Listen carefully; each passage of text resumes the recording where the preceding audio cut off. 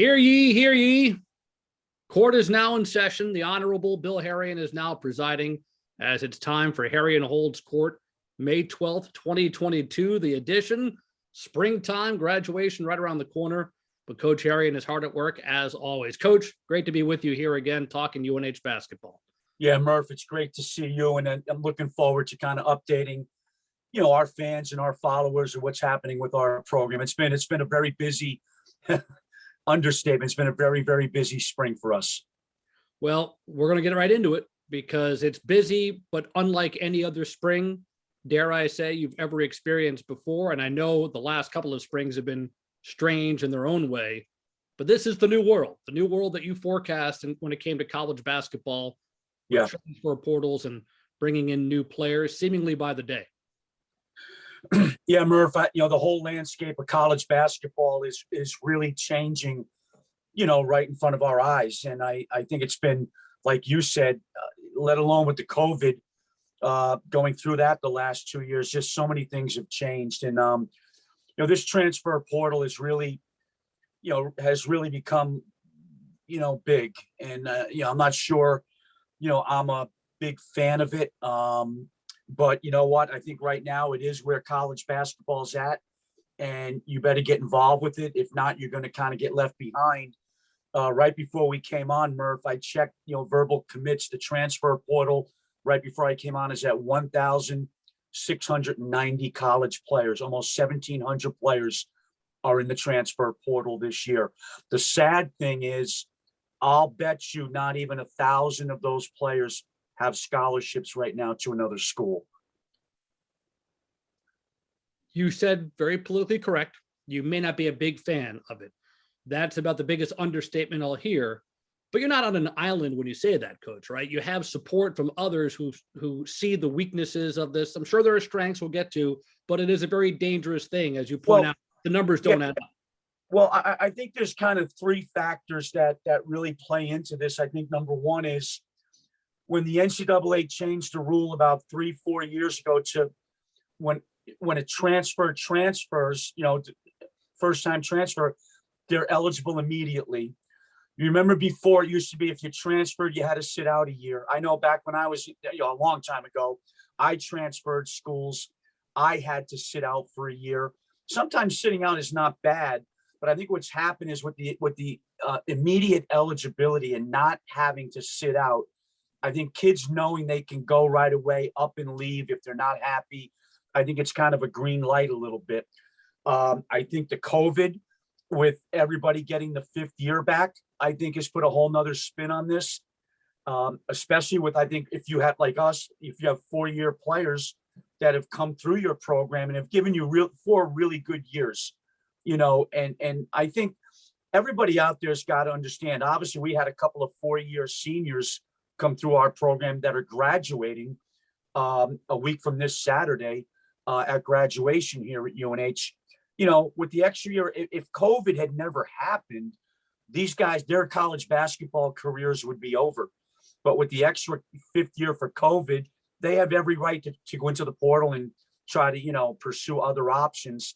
That's their decision. So, it's, we've only taken in the last 2 years, we've only taken 4 players out of the portal, to the first year, to this past year. We haven't really dipped into the portal that much. So this is kind of new territory for our staff and for our basketball program. But unfortunately, we got hit awful hard with the portal this year. But I think, I give my staff a lot of credit. I mean, it's, right when the season got over, when we lost to Binghamton in the first round quarterfinal game, that week we were having individual meetings, and that's when some players had expressed interest in going into the transfer portal. So we got right to work on this, Murph. It's been a grind here for about the last 2 months. And I think it's an exciting time for the diehards who are here now live and those who will watch later. Because for a while, you have to sit there and be very quiet. You're losing players and your roster is being depleted. All along, though, you and your staff are working to replenish. And we have 9 different players you can talk about, including 3 that haven't even been publicized yet because it was right before we got on that I was able to, work along with Ryan Herrion and Sean Green in compliance to make sure all the NLIs have been signed. So it's been a very busy time. We have 9 new guys. I don't know where you want to start, Coach. Well, yeah, I think what happens is, when the reality is, and we're not alone with this, Murph. I just, when you have 1,700 players in the portal and there's 355 Division I schools in the country, that's averaging out to about 5 players per program. I don't know, I don't really count the seniors. That our primary job when we bring any player into this basketball program here at UNH is, number one, yeah, we want good players. We want to get them better. We want to win games. But at the end of the day, the most important job that we have as coaches is we got to make sure they graduate in 4 years. So we have 3 or 4 players that are graduating this year. They're getting their degrees and they have every right to move on. So I think, what we had to do is we had to, we had to get it, coaching colleagues of mine said, listen, the portal can hurt you, but the portal can also help you, because it gives you a chance to go out and get, maybe you need different kind of players positionally. Maybe you need just some new blood in your program. And, trust me, we've got a lot of new blood this year. But I think all of us got to understand that the 4 or 5 things that we looked, I don't want anybody thinking we just went into this portal blind and we were just grabbing players. I'll be honest with you. I think with the COVID the last 2 years, this spring was the first time that we had live on-campus visits with any recruits in the last 2 years. Like when we took 2 from the portal 2 years ago, 2 this past year. These players never visited our campus. We never had a chance to meet them. We never had a chance to really, to work them out when they came on a visit. So I think the first thing that we were looking for, Murph, is any player that we were pursuing is someone that had to fit our culture and in our basketball program and fit just being a UNH student athlete. All 9 players that we've brought in have made official visits to our campus.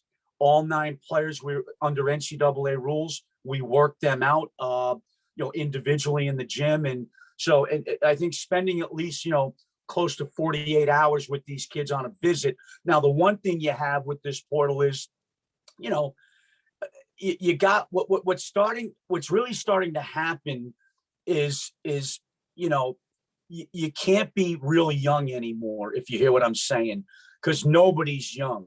Okay. Everybody now through the portal is bringing in college ready, college experienced players, that are ready to play right away. And I'll tell you, the kids that are really, really getting hurt and really getting affected by what's going on now in college basketball are the high school kids. I mean, there are so many high school players, so many really good high school players out there that are not even getting recruited because you got a decision to make. Now, what we did with this year's class, because we lost so many, we said, listen, we got to have some balance with our classes. We can't keep just bringing like 1 year, 2 year, 3 year guys in every year. You're going to be turning this over like you're coaching a junior college, so to say. So we did bring 3 true freshmen in out of the 9, and the other players are portal. So we needed players that fit our culture. I think number one, the type of person we bring in, their character, their work ethic, their competitiveness, do they fit the way we play, the way we want to play? Then obviously you got to recruit position wise. We lost players in a lot of different spots. You know what I'm saying? So position was really important. And then the last thing is obviously talent, and can they play and can they help us win and help us get to a championship? I don't want to lose sight of, the last 3 years we're 40 and 37, in our program here. We were the 3 seed in the America East Conference tournament the last 2 years. And I know we went out in the first round both years, but we have this program in a good spot, and we're really, really excited about the new players that we're bringing in with this class. Let's start with the ones that have not even been published yet, because it's still relatively breaking news. And that's a pair of forwards coming in: Jackson Baker transferring from Central Arkansas, Trey Woodyard transferring from Valparaiso, and then guard Kyrie Brown, who's transferring in from Seattle University. These are the most recent ones, Coach. What can you tell us about these three players? Yeah, we obviously had to replace the point guard position, and Blondo gave us three terrific years. And I think we had to get somebody with some college experience under his belt. I think every day for like the first month and a half after the season ended, our staff meetings were just all day, just putting kids up on our screen and just watching video, watching tape of whoever we were interested in. Kyrie Brown really caught our eye. He's from Oakland, California. He went 2 years to the City College of San Francisco, a very high-level junior college basketball program out in the Bay Area. And then along with a couple of his teammates, he went to Seattle University up in Washington this past year. They were really good. They're in the WAC conference. They were 23-9 this year. He played about 22 minutes a game, played about 600 minutes for them this year. We really liked him on tape. We brought him in last week for a campus visit with his mom, and we worked him out. We really like him. I think he's going to be a great fit for us. Tough, quick, hard-playing kid. Jackson, we needed a perimeter four-man, which we've always had. We've always had a stretch four-man that can space the floor, that can shoot threes, can get the defense away from the basket. Jackson Baker was at Central Arkansas for 4 years in the Atlantic Sun Conference. He's from Phoenix, Arizona. Went to a very good high school basketball program in Phoenix. Brophy High School has turned out a lot of high major players, pros through the years. Went in with the coach, and his freshman year, I want to say he made about 45, 47 threes his freshman year. I want to say he made in the 30s his second year, had a coaching change. His minutes went down a little bit the last 2 years, but he's a very skilled 6'7", 6'8", kind of stretch four-man. He'll really help us. And Trey Woodyard is a kid that who's from Ohio, very good program in Ohio, high school program. He was actually coached in prep school by one of our former managers here at UNH a few years back, Dave Brisky. And Trey spent his freshman year at Valparaiso. He's like I think he's a 6'6", kind of 2-3, like a 6'6" wing. Very, very skilled, good athlete, can really shoot the basketball, and he's got some length at 6'6". So the three that haven't been released yet, they will be released by within the next day or two. We're really happy to have these guys on board. What is it, going back to, you said a few times, these guys come from successful programs, winning programs. For older players, how important an element is that to you, recruiting these guys, knowing they're coming from a culture that you have here, winning, and you want to keep winning? Yeah, our goals don't change. I mean, whether whoever's back, whoever's not back, we're going to build this program. We're going to try to get the players that we feel are going to put our basketball team and our program in the best position to try to win the America East Championship and get to the NCAA tournament. I think it's really important. I think anytime you can get kids that have come from programs that have won and kind of have that winning blood in their system, I think that's really, really important. Going back to late April, I think April 21st is when the first 5 newcomers were announced. So I want to turn to that group. And you had a grad student from Goldie Beacon College and Nazim Derry, guard, 6'2", 160. And then a junior who transferred from Lake Region State College, 6'6", 225-pound forward, Clarence Daniels II. What can you tell us about Nazim and Clarence? Yeah, Nazim is from Atlantic City, New Jersey. He went, what you've seen, I think this past year in particular, like the first couple of years of the portal, it was really interesting, Murph. Like, we all know up here in New England how good Division II basketball is up here in New England. The Northeast 10 Conference, really good teams, really good programs, really, really talented players. We've closed scrimmaged, Bentley, St. A's, Assumption, Stonehill through the years. And we'd always leave those scrimmages saying, you know what, there's a couple guys that play for that could easily play for us here at UNH. So Nazim went to Goldie Beacon, which is Division II school down in Wilmington, Delaware. This past year as a senior, he made 100 threes. I mean, 100 threes is 100 threes. And one of our former assistants, Mark Kuntz, who's at Post University down in the Waterbury area down in Connecticut, is in the same league with Nazim, and Mark thought that he could definitely play for us. He knows how we play. He knows the kind of players that we look for. Clarence Daniels was one of the first players that we kind of jumped on when the season ended and we started getting into the portal. He's about 6'6", 6'7". He's from Minneapolis, Minnesota. But he went to Lake Region Junior College, Lake Region State out in North Dakota. He's a lefty, a quick forward. I just think I think we're going to be a totally different team than this past year. Obviously, I think what we're going to be like though in the front court is I think we're going to be more athletic collectively in the front court. And I'm not saying we're going to this point yet, but like when you watch St. Peter's make their run in the NCAA tournament this year, and you watch their front court players, how much impact they had, in the tournament. And these guys were 6'6", 6'7", but really, really quick to the ball, really hard playing guys, really quick on the glass. I think that's how Clarence is. And actually, Clarence is playing this Saturday in the National Junior College All-Star game. Lake Region State, where he came from, is a Division II junior college. He's the only Division II junior college player that was picked to play in the Division I game this Saturday in Las Vegas. So, we're hoping that he'll go out there and represent us well. Is there something to be said for the players who had to fight from junior college to get to the Division I level, maybe having some of those chip on their shoulder type of guys?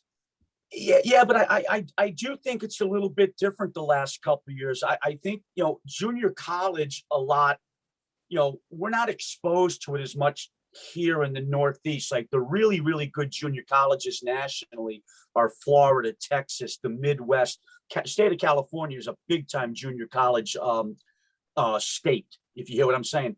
I think out in those areas, Murph, a lot of these kids either don't get recruited and go under the radar. So here in the Northeast, most kids, if they're not recruited, typically do what? They go to a prep school, because there's so many quality prep schools up here in the Northeast, in the New England area. I think a lot of kids out that way, there's not as many Division IIs as I think they go junior college. And I think, years back, a lot of times youngsters would have to go to junior college just to maybe meet some academic criteria to get eligible to be able to transfer to Division I. I think a lot of kids have gone junior college the last year because of the COVID and just not getting recruited. So yeah, I think I think these kids are going to really contribute right away. They're going to help us. And before we get to the freshmen, there's one more transfer student, a 4-year player at Marist College, and that's Matt Harasmi, a 6'4", 180-pound guard from the Red Foxes. What can you tell us about Matt? Yeah, when Matt Harasmi went into the portal, he really caught my eye right away. If you remember, we played Marist in a home-and-home series. When Matt was a freshman, they came here to UNH, if you remember, and they beat us here at UNH. Then we went back to Marist the following year when he was a sophomore, and we beat them at Marist. And as an opposing coach, I really, really liked the way this kid played. We did not recruit him out of high school. He went to a very good high school in New Jersey, Don Bosco High School. Ron Harper Jr., the kid at Rutgers, their high school team was loaded. And Matt really caught my eye just because of the kind of player he was. Hard playing kid, great size, about 6'4", kind of wing, 6'5", lefty, lockdown defensive player. Was team captain at Marist his junior and senior year. I know the coach at Marist, John Dunn, well. When we started recruiting Matt and pursuing him, I had a long conversation with John Dunn. And this kid is a quality kid. What we did not want to do with the portal is just take a number of 1-year guys.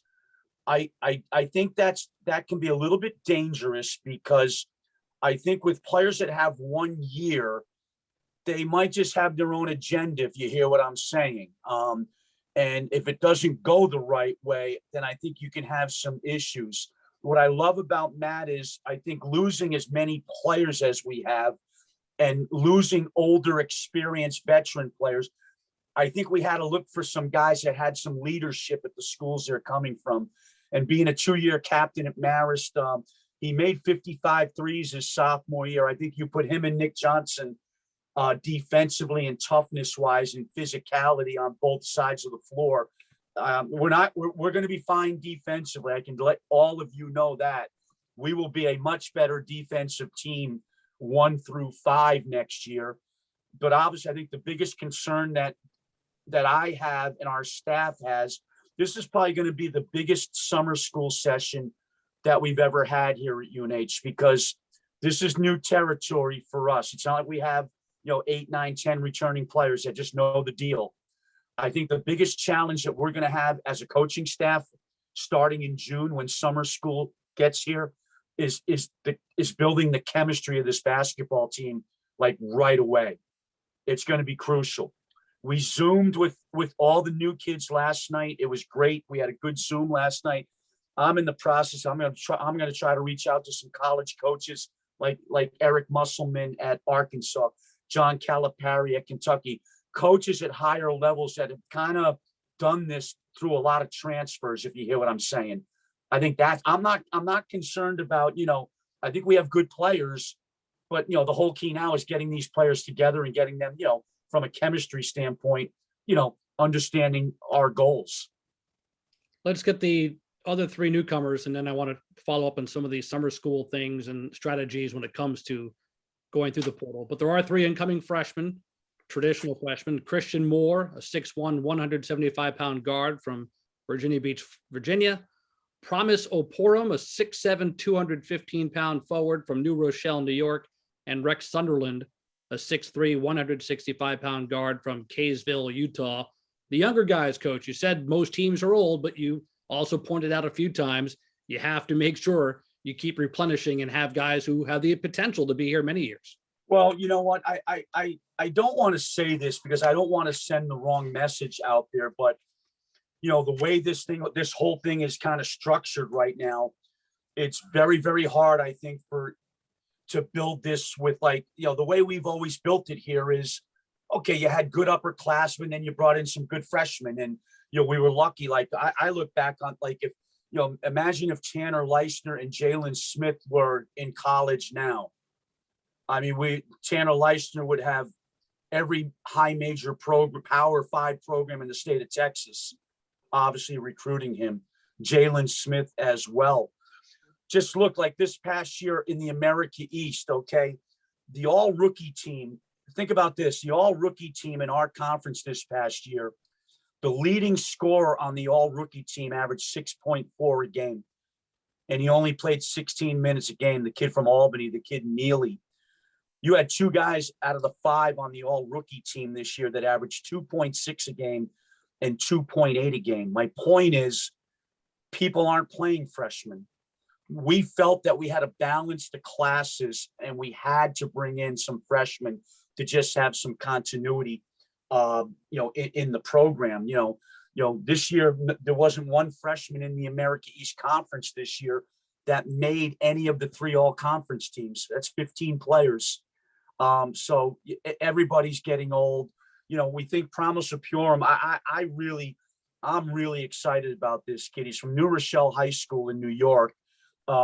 He went to Woodstock Academy down in Connecticut, which is a high-level prep school up here in New England. This kid is when I talk about the front court players at St. Peter's, when you watch them in the NCAA tournament, this kid's an athlete. He's a hard playing kid, all over the offensive glass. I think we're really excited about him. Christian Moore is from Virginia Beach, won a state championship in high school down in Virginia Beach, and then he went to Hargrave Military Academy in Virginia, which is one of the top, basketball prep schools in the country. He can really, really shoot the ball. He had an older brother that ended up going to the Citadel down in South Carolina for 4 years. And so I want to say scored about 1,600 points, made 350 threes in his career. So when he committed to us, he actually kind of committed to us on the bid. I said, well, you better bring to us what your brother brought to the Citadel, that it'll be good. We could use it. And then Rex Sunderland, the credit goes to Jordan Bronner and Ryan. They were on the road this past summer out at the AAU tournaments. I want to say they were down at one of these Under Armour AAU events down in Alabama. And Utah had a great AAU basketball team, and Rex was on this AAU team. They had about 3 or 4 guys on this team go like high major, like Brigham Young, Utah. I mean, high level schools. And when we needed like another kind of point guard, combo guard, these guys went back and said, listen, we really like this kid when we saw him in the summer. What I like about Rex Sunderland, he's long. He's 6'3", 6'4". He's kind of a combo guard. He's really skilled. He's a talented kid. So we're really happy with all 3 of these young guys. So we're about 25, 30 minutes in. I want to let people know, and a lot of you have been on these before, but there is a chat function. So if you have any questions you want to enter into the chat, we'll circulate those to Coach. Andrew knows how to do that. He already has one that I knew you wanted to address, Bill, and it was, what is the plan for the last scholarship? Yeah, Andrew, we do. We've got one scholarship left, and I think we've done a good job of restructuring this roster. I really think you're going to like these guys. We're really excited, to get working with them in June in summer school. I think with the last scholarship right now, what we need another front court body. Really kind of, I guess, I know a lot of people aren't playing with so-called 5 men anymore, not even in the NBA. Everything is space the floor, stretch it out, stretch the defense out. We're in on a couple of front court players right now. We have one young man from a league a little bit above us coming in for an official visit next week. So we're hoping that will work. And if we can get him, then we'll be done with our class. So we've been focusing on all the new shiny toys that you have, but I want to give you a chance to commend the young men who are returning. You mentioned Nick Johnson before, but Nick, John Williman, AJ Lopez, these are your veteran guys. You're probably leaning on them more than you probably expected to because of the turnover with the roster. Yeah, Nick Johnson, I'll tell you, he's what the program's all about and what the program stands for. I'll tell you all a quick story about Nick Johnson when we recruited him, and this is what sold me on Nick Johnson. Before COVID hit, the summer going into Nick Johnson's senior year of high school at All Hallows down in the Bronx, New York, we had an elite camp. Remember, all the colleges were running elite camps where they would invite high school players for like a one-day come evaluate. We had about 75 or 80, high school players in our gym on a Saturday, I want to say in June, July, a few years back. The camp started at 10 in the morning, and I'm standing at half court in Lundholm, and my cell phone rang, and it was a New York number. And I picked the phone up and answered it, and it was Nick Johnson. Said, Coach, this is at 9:45. The camp's starting at 10 o'clock. Goes, Coach, we got a problem. My mother and I were they must have left the Bronx. They had to leave the Bronx at like 5 a.m. to get to the camp. Number one, that says a lot right there. They were coming off at 290. We've all made that ride, and getting on to the beginning of 495, and their car broke down. So I said, Nick, listen, just get your car towed, get it to a shop, get it fixed, and you're probably better off by that time just turning around and driving back to New York instead of coming another like hour and a half. He goes, no, Coach, no, we're going to be there. My mother just called an Uber, and we'll be there. I said, an Uber? They Ubered for an hour and 20 minutes to an hour and a half because the kid wanted to get to the camp because he knew we were recruiting him, and he wanted to get there and after that, I said to my staff, like when he left that night, I said, you know what, we're taking him because I think he just is, he just really wanted to come and play, and John, AJ Lopez. I think AJ Lopez is a young man that a lot of you don't know about yet because we redshirted him this year. 6'5", real good length. He's from Queens, New York, went to St. Francis Prep in Brooklyn. Then he spent his last year at Mount Zion, I think down in Maryland. Very talented offensive player. I think he's a real kind of X factor for us. We really liked him in practice. He's got a chance to be a good player. And John Wilman, when you talk about walk-ons, and I've always had a soft spot for walk-ons since my first year as a head coach when I started at Drexel. When I took a walk-on that was with the previous coach, And long story short, this kid ended up being one of my best guards because we gave him an opportunity. John Willman has been a terrific, and I don't even like to use the word walk-on. He's been a terrific member of our basketball team. And what we did is when the kids started getting into the portal, John's going to be a junior. He's a good player. We gave John a scholarship. So he's going to be on scholarship his junior and senior year here at UNH. But you know what? It's much deserved. He's a good player, and he's got a chance at some point to get on the floor for us.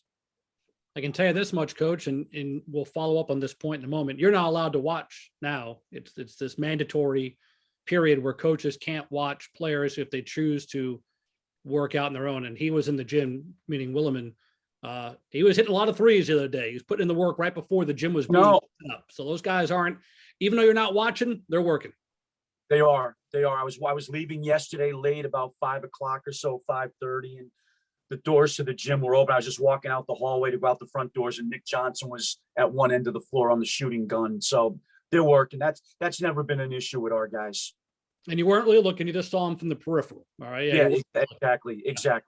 And Nick had I hope Michelle Bronner's not on the call. Yeah. We're going to have more questions outside of this roster, but I want to get back to the portal for a couple things, because yes, it's a new way of life, but you had to, whether you did it kicking and screaming or really embraced it, you got into it. Clearly, your staff got into it. How do you do it? Are there as many players trying to sell themselves to you as you're looking, or how did that all work? No, I mean, this is what's happened is, like, in years past, before the immediate eligibility rule got changed, say 3 or 4 years ago, and we got a lot of former players or former coaches on the Zoom. Like back years ago, like you only knew if a kid was transferring or leaving another school if, like, maybe his high school coach contacted you, or somebody contacted you. You never knew who was leaving. And that's why the transfer numbers, I think, in the past were so low. Like, the one thing that we've been able to do at UNH up until this point is we've been able to retain our players. We haven't had huge transfer turnover numbers. But here it is, Murph. What the portal is you go on your computer or you go on your iPad, and it's kind of an NCAA. You want to go in the portal, you just got to let your compliance people know, and you just push a button. They don't even have to let me know. And a couple guys didn't let me know. They just went in. Okay. So it's, so it just pops up, and every day you got a list of kids throughout the country from every school in the country that's going into the portal. It's 1,700 names, Murph. I mean, it's insane. It really is. So that's what we did. We obviously knew if any players were leaving other colleges that we had familiarity with, like Matt Harasmi. Like, I just really liked Matt Harasmi and what he's all about by coaching against him. And I said, you know what? He'd really fit us here at UNH. I think he's going to fit great. Then you obviously had to start, well, okay, we need a point guard. Okay, we need a forward. We need a stretch four-man. We need a wing. So that's how it goes. And I would say from the first week after the season ended, we just did a Zoom yesterday with one of these front court players. I'm just going to guess that myself and the staff, Chris Moore, Ryan, and Jordan, we probably have done about 60 to 70 Zooms. We Zoomed every player first, just to kind of see him on his, and then the players that we had interest in and we decided we wanted to pursue, we had all of them in for official visits on campus. We were not going to sign anybody that did not make a visit to our campus. Dare I ask how many times you had to stare at that screen and see how many names? I mean, you're able to take a break and go check your stocks or something, or you're constantly no. The basketball program right now is more important to me than that. Yeah, that's our number. No, we just worked it, and you got to give the staff, you got to give these guys enormous credit. I mean, they did all the legwork. They did a great job. And again, I'm really, really excited about getting to summer school in June, and I can't wait for the first day. I think it's June 27th, Monday, June 27th. Is our first day of summer school. And I'm hoping what we can do this summer and I want to check this with compliance. I would love to have like a meet and greet where we can get our alums, that are somewhat local, and get them down to campus. And I want to see if you could, I hope we can work out for you so you get a chance to get a look at these guys on the court. I definitely think A will be possible, B maybe, but yes, in the past when there's summertime and it's part of their, I don't want to put words in the mouth of compliance, but if the kids are on campus doing team related activities, meet and greet can be one of those. And I know that's an exciting thought. And do we now here in May, one last question, does it slow down at all? Am I mistaken that after May 1st, nobody can go just jump into the portal now? If they do, they can't play this coming year. Yeah. The NCAA rule was that the cutoff date was May 1st. And if you went into the portal after May 1st, then you'd have to sit out if you transferred. You would not have the immediate eligibility. You with me? But I'm telling you, Murph, I can't believe how many kids went into the portal after May 1st. Because you know what? Because you know what's happened with sports, with college athletics, especially in basketball. It's the era of the waiver. Everybody can get a waiver for something. And that's supposedly what we would say, well, how can this kid go in the portal after May 1? He's going to have to sit. And you still have kids transferring and committing to other schools. Now, maybe they're fine with sitting out, or maybe they just, people are saying, listen, we'll get you a waiver. Don't worry. We'll get you eligible right away. I don't know. All right. A couple things. You now have summer school, which is great because you don't want to have a nice summer doing nothing. You have camps coming back, meaning youth camps. There's things that we weren't able to even talk about doing these last couple of years. Right. How excited are you to have a busy summer with things going on? Yeah, no, I think it's what we do. You know what I mean? It's, we do have camp. The assistant coaches are hard working the camp and trying to get, camp. It's for mainly for younger kids. It's going to be alive this summer, Murph. It's all the athletic teams are bringing their camps back, so it's going to be up and going in the summer for sure. And something that just took place less than a few weeks ago, I'd love to ask is the golf tournament. You got people back together, alums and friends of the program, and had to be so nice to see people again. No, we haven't had the golf tournament in over 2 years. We've always had it in the fall in September, which has been great. We have it at the links, at the Outlook. They always have given us a Friday, which is a tough day to get for a golf tournament. And we would always do it the day before a home football game. So we kind of drew. We just flipped it a little bit. We just wanted to get everybody back together as soon as we could. And we had it. It was cold. Now, I give a lot of, I applaud everybody that showed up. We had 27, 28 foursomes. And I'll tell you, I think that the get together after when we ate and we had a little bit of a get together was terrific. I think these guys were really, really happy and really appreciative that we had the turn. It was good to see a lot of faces we haven't seen in a while. And you tipped your hand that you're hoping to do something this summer as well, which would be really great. And the weather will be nicer. Exactly. Yeah, we definitely will do something this summer. Another question that popped up in the chat is, what does the out of conference schedule look like for the upcoming season? Yeah, it's it's a typical, I think, UNH schedule as far as, my philosophy with the non-conference is, we want to try to play as many New England schools as we can for a couple of different reasons. Number one, just the rivalry of New England college basketball. It's local. It cuts down on travel. You have some kind of, you go back when UNH was back in the old Yankee Conference days. I mean, it's, there's so much tradition and so much history in college basketball up here in New England. We've got Holy Cross coming back at home. We're going to start a series with Sacred Heart. We haven't played them in a few years at home. We're starting another series with Fairfield at home, and BU will be coming back this year. We go to Columbia. We go to Dartmouth, obviously, after Christmas. And we've got Brown back on the schedule. We'll go to Brown. Obviously, we have to play what's called money guarantee games to help supplement, the budget, not just the basketball budget, the athletic budget. That number that we have to raise, the amount of money has been raising, and going up each year.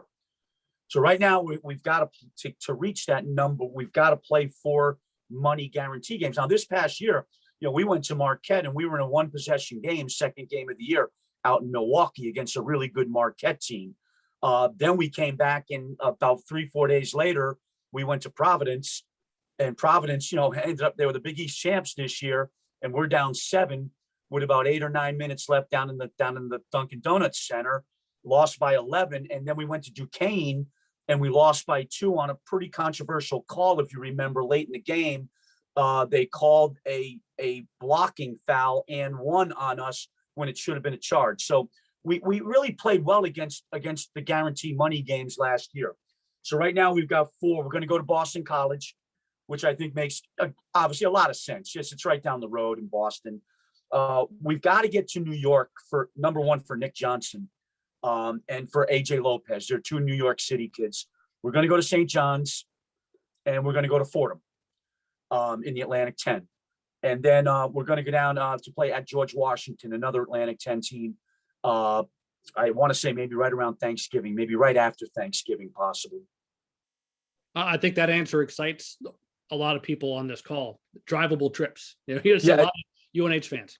Yeah, no, yeah. My one thing, talking to some of the people that help with scheduling, Ken Dempsey still helps us. He has a hand in helping us with scheduling. I just don't want to put these guys on flights and fly all over the country. I just don't want to do it. Get on a bus, we can get there, play, and then just get back. All right. Anybody wants to put any more questions in the chat, they can. I know people want to get your opinion on this stuff, Coach. Are the Celtics going to come back and win this series against the Bucks?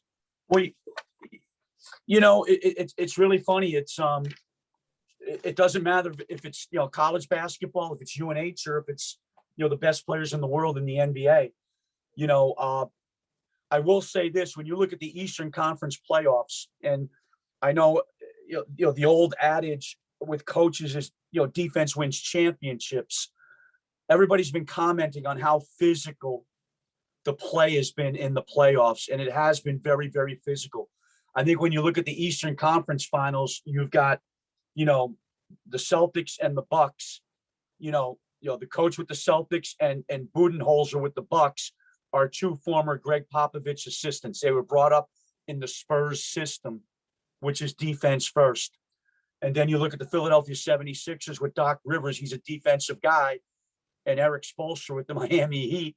He was an assistant with Pat Riley for a number of years. He's a defensive guy.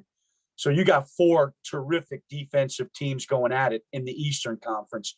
But you look at that game last night, it's you know what? You always say when you lose close games, it's missed box outs. The Celtics had a handful of missed box outs at crucial times late in the game.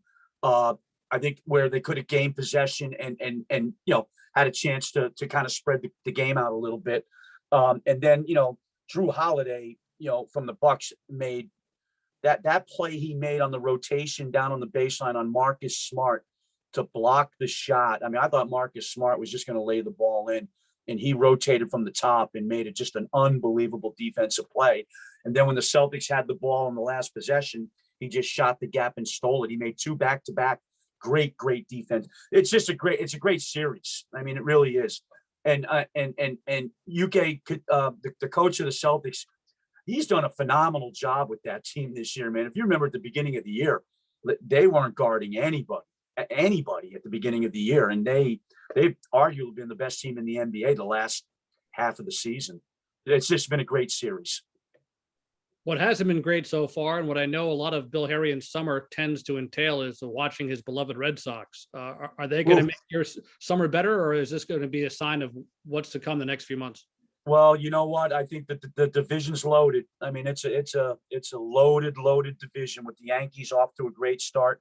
I just read somewhere today on I don't know where it was, when the Yankees have won 22 of their first 30 games throughout the history of their franchise, they've gone to the World Series. So that was not, I didn't enjoy reading that.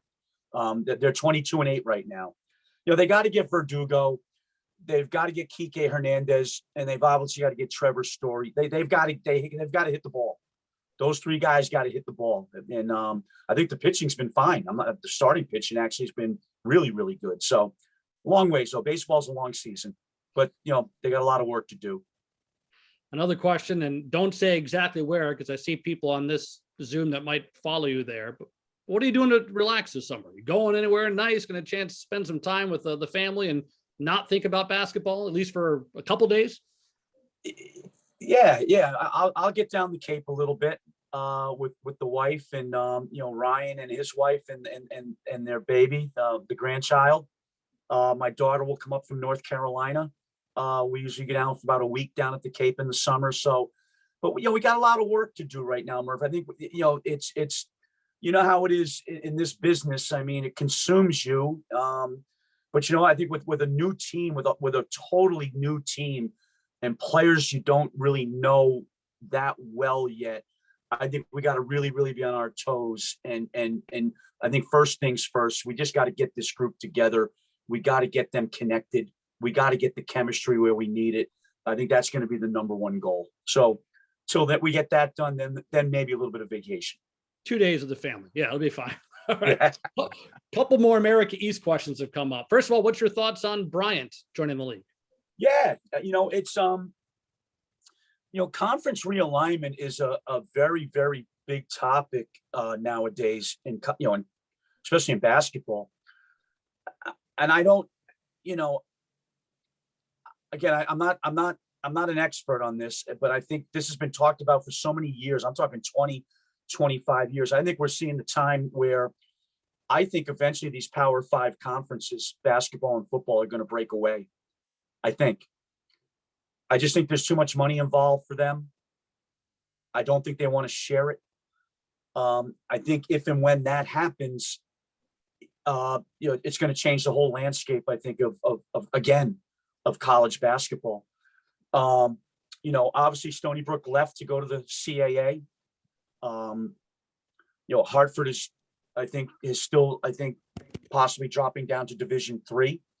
I think Bryant's a really good pickup. I think it's a New England school. It's geographically it fits. They're really talented now. I'm not gonna lie to you. We played them the last 3-4 years straight. I mean, Jared Grasso is a really good coach. They've got talent. You check their roster. They're into the portal with probably 4, 5, 6 guys, and but everybody is. When you look at the 3 all conference teams in the America East this past year, first, second, third. I think we only have one player returning that was an underclassman out of 15 players. 2 players were from Stony Brook, but they're leaving to go to the CAA. Hartford had 2 players. They're leaving to go Division III. So it's going to be, in a way, it's, you look at like Vermont, Vermont had they've been on such a great run. They had a great year. Could have won that Arkansas game in the first round of the NCAA tournament. I'm hearing that Ryan Davis, their big guy, the best back-to-back player of the year in our conference.